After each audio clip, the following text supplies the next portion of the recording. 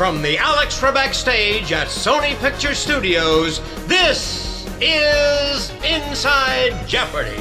Hello and welcome back to Inside Jeopardy, your exclusive and official podcast destination for all things happening in the world of Jeopardy!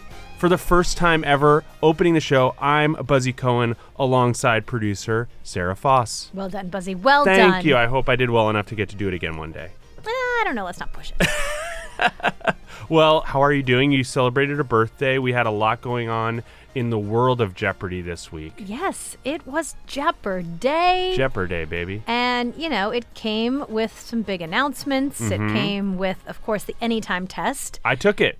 I know. I love that you took it. Yeah. You know, because as people may or may not know, on Jeopardy, we let people take the test, even who have taken it within the last year, even people like Buzzy Cohen, who have already been contestants. But the point is that in addition to getting new people to take the test, we want to raise money for a great cause. That cause, of course, pancreatic cancer research with Stand Up to Cancer.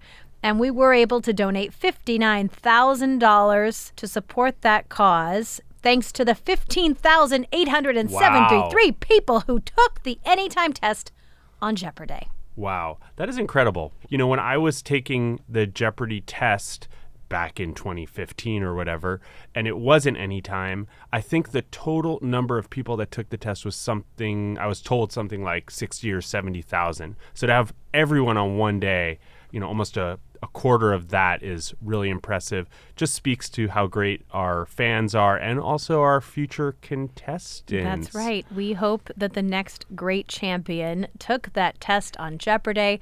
About 100,000 people do take the test at this point annually because of the Anytime Test. Yeah. It did allow it to be more accessible for people. It takes 15 minutes. So if you missed it, it's still up there. That's why we call it the Anytime Test. You can still go and take it right now. And I will say, like, you know, I finished it in about 7. Oh, bragging. So if you know the answer, well, I'm just saying, if you know the answer, I'm just saying, if you got it. Up to 15 minutes, I would say. Up to 15 minutes. So if you are a Buzzy Cohen level competitor, could take you less than 10. Just saying. I mean, you don't find out what your score is at the end, so I guess the best thing that you've got is how fast you got done. I like it. You always make something a competition, Buzzy. I love always that about do. you. Yes. Did you hear a little cough in the background? I did hear a little cough in the background. We have a little sick friend in the studio Yeah, today. it's spring break, you know. It's spring break. One of my daughters, Reagan, isn't feeling great, and I was in New York last week, and so she wanted some mommy time, and I said, hey, no better time to be with mommy than in the pod with Buzzy and the team. Yeah. So Snoozing she's here away with a Jeopardy blanket on the pod couch. Well, and when you were in New York, you and Mr. Michael Davies recorded a special episode of the pod. Yes, we did. And you announced something very exciting. Oh, yes, that's right. If you haven't heard, and I think you have, Champions Wild Card is now coming into the mix. We've been teasing on this pod the expansion of the postseason. We had been teasing, you know, Second Chance coming back. But one of the big things we heard from people was, hey, you have this competition for second chancers who didn't win one game. And then you've got TOC last season for people who won 4 or more. But what about those other champions? In between. Yeah, they deserve another shot. Yeah. And that's exactly what we thought. So Champions Wildcard will be a chance for any of our players who won at least one game to compete if they don't already qualify for the TOC. And we don't know this season. That could be 3-game winners. Looking like it'll definitely be 4-game winners. Not sure yet. But Second Chance won't be an automatic drop into TOC now. Second Chance will feed into Champions Wildcard because once you win a game in Second Chance, then you too are a champion. There you go. And, you know, lots of feedback we have heard already, positive, negative, but I really want to encourage people to watch it all play out. Exactly. In the postseason of season 40. I really think what you're going to get, the gameplay, the level of competition, the excitement when those few people advance to the TOC, I think this is going to be great Jeopardy, and I just want people to check it out, you know, keep an open mind. I think we've got something really good in store. I am extremely excited for that because as we saw in Second Chance, sometimes these people who do not necessarily hit their stride, they come back, they're a little more familiar. As we've seen, you know, TOC levels up because of the familiarity. How does that play out if you spend, you know, a week, quote unquote, a week doing Second Chance, then another week, you know, or whatever in Champions Wildcard? All of a sudden you're coming into this TOC if you've kind of won that many in close succession, you're feeling pretty confident. Yeah, what a Cinderella story would Totally. it be if we have a second chancer who then goes into Champions Wildcard, makes it out of that, makes it into the TOC. It could happen. Look, this show has been on long enough, and we've seen almost everything imaginable under the sun. And knowing that Jeopardy will continue on probably long past my life, God willing. Absolutely. And you're going to have a long life, but that's how long Jeopardy's going to go. It's going to happen. It's going to happen, and I can't wait. I hope that I'm there to see it. So it's really exciting stuff. Thank you, Sarah and Michael, for getting together and dropping that for us. Yep, it was a big drop. And that wasn't the only thing that was dropped last week. Another big announcement regarding you, my friend. Yes. We are bringing the fans an all-new Jeopardy podcast. It's called This Is Jeopardy, the story of America's favorite quiz show, and it's hosted by me. Can it get better? It can get better because I have been recording these. It's a little different than Inside Jeopardy, which Yes. is sort of an in-the-moment, what's going on. We converse, we catch up. This Is Jeopardy is deeply researched. We go out, we interview people, we find the stories. I know a lot about Jeopardy, just being a fan and being a part of it, and there's so much that I've learned. And it's also great to hear these stories from the voices of the people who live them in many cases. It's organized sort of around these big moments in Jeopardy. It's not just sort of, okay, in this year we did this, and in this year, we really created some interesting thematic points with the team at Sony Music. And I'm excited. I'm very honored to be a part of it. And I'm excited for the fans to get to dig in because I think they're really going to learn a lot. And it's also, what's interesting about this too, as a fan, we talk to all these people who make the show every day and have been doing so for decades. And so it's really, really cool. I know these people now, but as a fan, I can imagine hearing from them is going to be really exciting. Yeah, they offer incredible insight and point of view that not everyone has heard before. I've been able to listen to a couple of the episodes, and I said this before, I'm learning things. And I think that says a lot about what this podcast is bringing. So it will launch on April 26th. The teaser is out there. It really does a good job of, you want more. You want more than just that short teaser. But go ahead and subscribe wherever you get your podcasts, because when it launches on April 26th, you will want to be listening. And if that wasn't enough, there is more Jeopardy news. Our Masters competitor and 2022 Tournament of Champions winner, Amy Schneider, announced her new book. The title, In the Form of a Question. It's coming out in October. Amy's been talking about that she was very busy working on this book, and she really wanted to share the life-changing benefits that come from being curious about the most important subject in the world, yourself. So, she even talked in Masters about, you have these 15-second interviews. She got to do 40 plus of them, having been a longtime Jeopardy contestant. But she wanted to peel back the onion a little more. There are so many other stories, deeper stories for her to share, and this book is going to be a chance for her to do that. We are big Amy fans in my house, so excited to pre-order this book and dig in and find out more about Amy, who's just an incredible competitor. Excited also about Masters coming up and seeing how Amy holds her own against her former competitors and some other amazing players from Jeopardy present. Yes, I don't know if everyone heard the air dates. ABC did drop those, but Masters is debuting on May 8th. It will air May 8th, 9th, and 10th, and then on Friday, May 12th that week. We'll come back for a second week, May 15th, 16th, and 17th, and then the big conclusion, the semifinals and the final on the 22nd through 24th. So it's a 3-week event, 10 episodes, 20 Hour-long games. episodes. Yeah, 10 episodes with 2 games each, so 20 games. One champion, Buzzy. Mark your calendars on your Inside Jeopardy because we are, I'm sure, going to be diving deep. We're doing into a deep games. dive. I've got mountains of notes. Right, you have your Carlos notes. is pulling the stats. Oh my It's goodness, just, the stats. Well, there is so much amazing stuff going on in the world of Jeopardy, but now I think, why don't we just dig into last week's games All with some right. beep boops. We kicked off the week with returning champion Tamara Gatas going for her second win up against Nicole Rudolph and Kevin Manning. Good game, very evenly matched. We had some great hair in Kevin, I just got to say that. what is, the tail and mane. I know, it was good. And we had that WWE category last week with Triple H. A lot of people making a little comparison. I see it. You see Kevin and Triple H back when Triple H had the long flowing locks. He was a Kevin in the making. Yeah, well, pretty tight game. And in Double Jeopardy, still pretty evenly matched. Each of our competitors getting 8 or 9 correct, 1 or 2 incorrect. Tamara incorrect on that $5,000 Daily Double. Nicole correct on the $3,000 Daily Double. Not a super, super strong score, but enough to give her a runaway. Yes, and I have to talk about one of the clues that has received a little buzz this week. The category, the Bible, the clue, after the Last Supper, Jesus traveled to this garden to pray and was arrested there. The correct response, what is the Garden of Gethsemane?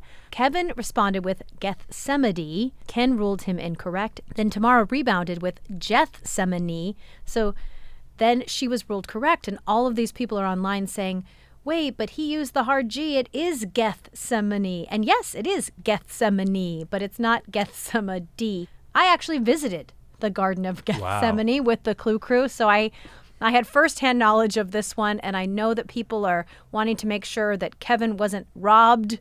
I saw that, Ken Jennings robs Kevin of correct response. We didn't actually rob him of that. He did put a D at the end of the word. It had nothing to do with the hard G at the beginning. Yes.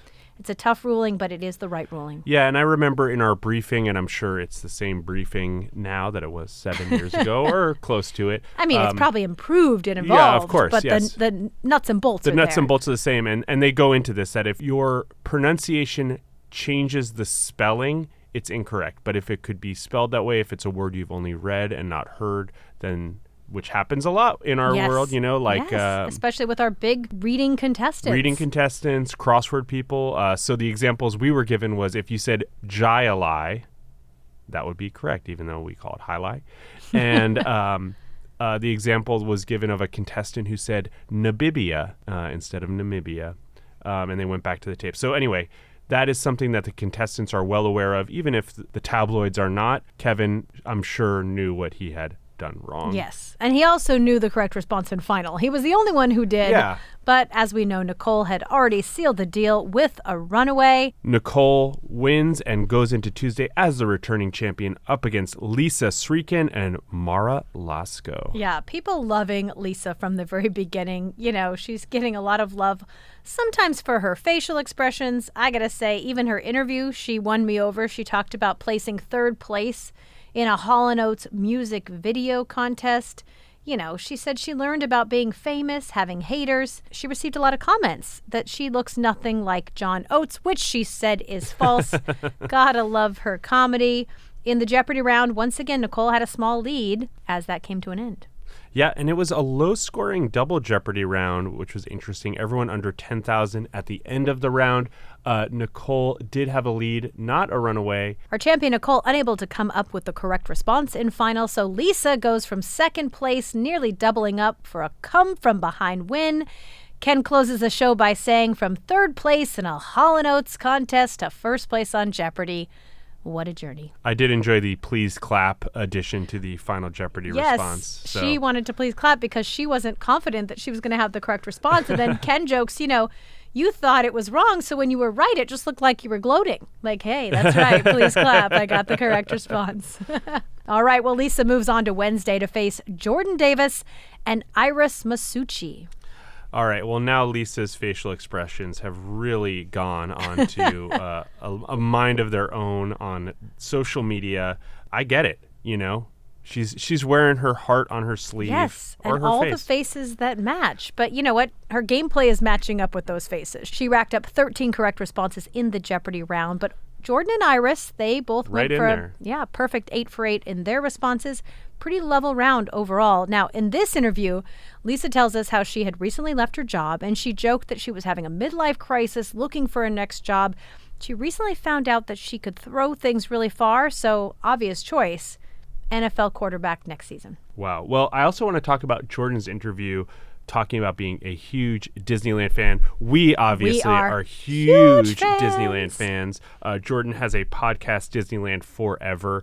I think we've talked about this on the pod. I actually went to Disneyland with Ken kind of a boys' trip Yes, to Disneyland. I remember. I wasn't invited. Very normal. I don't think I could have invited you. I think I was still In eligible. All Stars, right? No, it was right after Goat taped. It was between Goat taping and Goat Okay. airing. So I Got was it. still eligible. We weren't allowed to be friends yet. Well, it sounds like, Sarah, we have an open invitation to be on their What? podcast. I got tagged in a post that Jordan wrote about his experience on the show, which you'll hear more about in a second. But he said, on a final note to any Jeopardy peeps, including Sarah and Buzzy, because yes, I always catch Inside Jeopardy. We love you for that. Oh, thank you, Jordan. We left an open invitation regarding Disneyland to all of you on our podcast this week.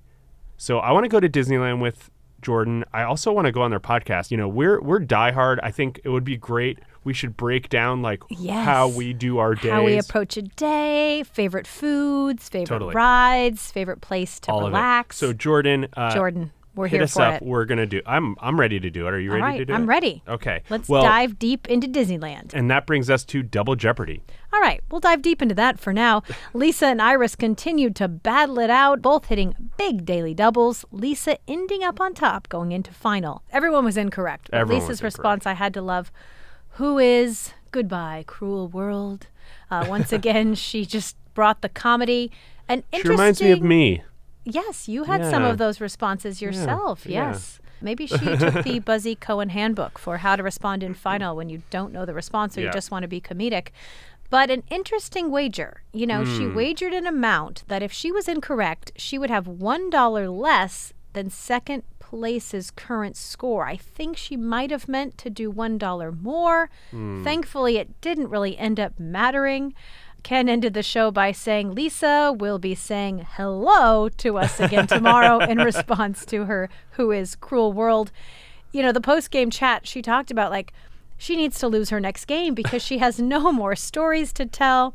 And then we head into Thursday. Yep. Lisa is up against Jacob Lang and Sharon Stone. Not Wow. that Sharon Stone. Not that Sharon Stone, but you had to think about it. So this was our Jeopardy game, and in the Jeopardy round, Sharon and Jacob neck and neck, ending the round just $800 apart. Sharon Stone told us in her interview that she has a sister, Kathy, who is also a contestant on Jeopardy, and she came in third. So Sharon says they're both pretty competitive, and she's hoping that someone else rolls over and at least lets her have second place so that she could have, bragging rights at home. Well, the Double Jeopardy round, she does not need anyone to roll over because she really took off. 12 correct responses, a $2,000 and $4,000 correct daily double leaves Sharon with a runaway score at $18,000. Yeah, Lisa wasn't able to compete in final, but she sure brought us a lot of joy within her 2 wins. We know that she'll be back in Champions Wildcard.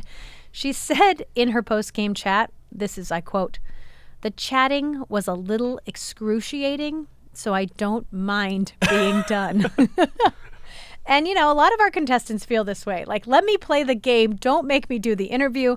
Apparently, Lisa felt that very strongly, but she sure was a lot of fun to watch. And then Ken asked Sharon, so how many wins will it take for your sister to start getting annoyed? And she said, oh, just probably 1. And then he said, well, maybe we can have you both on some sort of siblings reunion. Yeah. I find it interesting that Lisa found the chat part annoying, but I will admit, and this is probably not a popular opinion, Okay. It's not my favorite part of the show. Really? Yeah. What do you think, Sarah? I know this is a comment people often make, but I think it just allows you sometimes to connect with those contestants. Maybe not every interview, but you never know when you're going to get an interview like Martha Bath and Right. talking about, competing with Art Fleming in the 70s, going home with encyclopedias and a handful of dollars. I love those kind of stories. I get it, and it is fun, and it's great to get to know the contestants. It just feels, I don't know, there's something, it breaks up the game a little bit, and maybe that's good. Maybe it allows some contestants a break to get back into it. I also really enjoy the Fake Jeopardy Stories Twitter account. I don't know if I'm allowed to say that on Yes. Inside Jeopardy, No, but it's good. Very, very funny. It's good. And remember, Jeopardy is a dinner time show for a Totally. lot of people. So you got to get a chance to take in a couple bites of food. Totally. Well, and also I wonder, If you're competing, where- you Here's what I'm going to say. It definitely feels like it's a little bit of a relic of a bygone game show era. Yes. And does it fit in with the Michael Davies Jeopardy as a sport ethos is my question. I mean, you don't stop you don't like in the middle of a soccer game interview the players and ask them what their favorite pizza topping is. I get that. But I love nostalgia. I I- think there's something to be said for keeping some things the same. That's I'm the not- glory of Jeopardy. I'm not 61 clues and responses and a little anecdote in between. I'm not suggesting we get rid of it. I also think maybe we make the anecdotes wilder. Like we watched that, I think it's in the pilot episode where someone talks about how they demonstrate science to kids or whatever, how it works. Yes. And he pulled out a prop. Yeah. I want a prop. Contestants will be bringing props if Buzzy has his I don't say. know what I'm saying. The point is, He's relating I'm to you. I'm relating to Lisa. Lisa. This was a long way around. It really Poor was. Alexa is going to have to edit this down to something Whew, meaningful. okay. But Well, guess Friday's what? We've game, made it to Friday. we have Sharon Stone relying on her basic instincts against fellow competitors Brittany Shaw and Jen Petro Roy. I see what you did Yep. there. All right. Well, in the Jeopardy round, Sharon and Jen ended it just $1,000 apart. In the interview, we hear from Brittany. She may have been in the negative at the point where she told this story, but it was a positive for me. Yeah. These are the kind of stories we would lose. Totally. She named her rescue cat Simba, but without the eye because the cat is missing an eye. That's a very Okay. Jeopardy contestant And then Ken asked anecdote. I like it. Yeah. If Simba watches Jeopardy, and Brittany joked, half of it. That's good. See, Okay, Brittany. You do not want to miss out on I these would kind miss of out on stories. that. There's nothing funnier than comedy, I always say. Well, in Double Jeopardy, Brittany climbed out of the hole, ended the round in second place, but Sharon with another runaway, $15,500, thanks to that $2,500 daily double. Well, in final, Sharon was the only one who was correct, tacking on another $1,100 to her score, but she didn't need anything because it was a runaway, her second in a row, and a nice trend we have going. I have to say, she's our fourth female champion. We had Tamara, then we had Nicole, then we had Lisa, now we have Sharon. You know, she revealed in the post-game chat there's a third sibling. And the third sibling, she said, is probably the smartest one of all, but she's not yet tried out. So Wow. Ken said, tell her from me she should try out. And I look Wow. forward to meeting the whole family. How about that? Well, 3 siblings. that is incredible. Who could possibly be on Jeopardy? Sibling tournament in the making. We also had Ray Lalonde has an Yes. identical twin who's trying out for the show. So, And I think we have another identical twin coming up. and there were So- the sisters and the mother. Yes, not identical twins. Not but identical. yes. Yeah. And then we had a father and child. I mean, it's cool when it's all in the family. I love Yeah, it. yeah. What about Well, your kids? Are they going to be Jeopardy champions? I don't. Well, one of them really wants to go on the show. I don't know if my involvement in this podcast makes them ineligible. Well, they're young. They have time. Yes, they have time. Maybe I'll be dead or I will be fired by then. How about you, Sarah? Is it a family affair over there, the Jeopardy? Well, you know, they know that I fill in for Johnny as fake Johnny, and so they think that being the announcer would be cool. They like to practice their This Is Jeopardy. I don't know that they want to be a contestant. I feel like they want to host and announce. You know, that's kind of online with them. But again, they might be Ineligible. ineligible. Ineligible. Yeah. Well, We'll have to wait and see. we will have to wait and see. Well, there you have it. What a fun week of games. Sharon Stone gets to spend the weekend as the Jeopardy champion after 2 impressive wins. We're going to see if she continues to have total recall of this trivia. But now it's time for viewer questions.